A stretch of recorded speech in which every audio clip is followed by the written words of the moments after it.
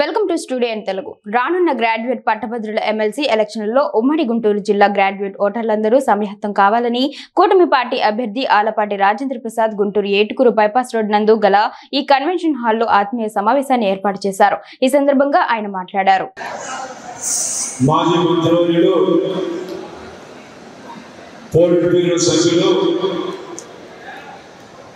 వేమూరు నియోజకవర్గ శాసనసభ్యులు గౌరవనీయులు నక్కా ఆనందబాబు గారికి, ఈనాటి అత్యధిక మహారథులకి, ఉద్యోగ సంఘాల నేతలకి, పట్టభద్రుల నేతలకి, నిరుద్యోగ యువకులకి,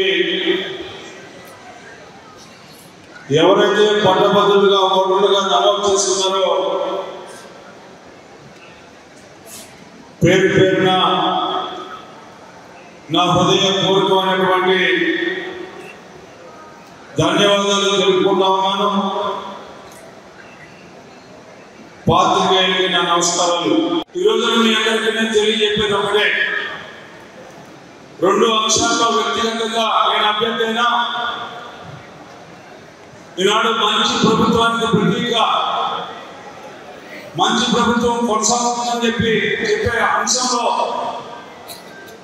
మన మనసులో ఉన్న భావాన్ని ఓటు ద్వారా వ్యక్తీకరించి నన్ను గెలిపించినట్లయితే ఈ మంచి ప్రభుత్వానికి మద్దతు ఇచ్చిన వాళ్ళు అవుతారని చెప్పి సందర్భంగా విఘ్నమైనటువంటి పెద్దల్ని, ఈ యొక్క సమాజాన్ని ఆహ్వానం పట్టినటువంటి అనుభవాన్ని, పట్టభద్రులు మీ అందరూ కూడా విజ్ఞతతో ఆలోచించాల్సినటువంటి ఆవశ్యకత. ఎందుకంటే గత పాలన యొక్క వాసనలు ఎక్కడ కూడా కనపడకుండా ఉండాలి అంటే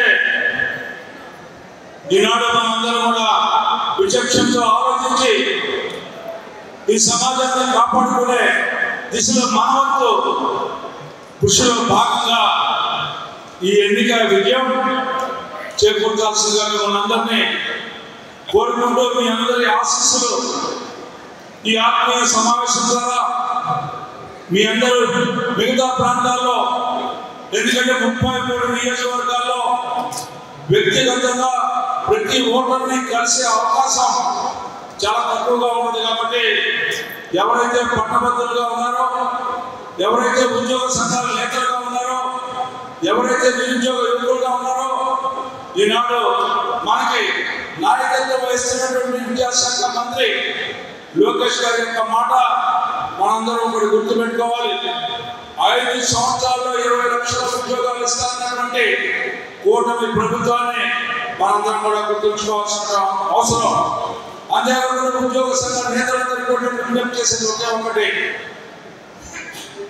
ఏమిటంటే గతంలో మీరు అనుభవించినటువంటి బాధలు, మీకు జరిగినటువంటి అవమానం ఈ యొక్క ప్రభుత్వంలో జరగదు అని మాత్రం మీకు అందరికీ హామీ ఇస్తా ఉన్నానని చెప్పి ఈ సందర్భంగా మీకు మనం చేస్తా ఉన్నాం.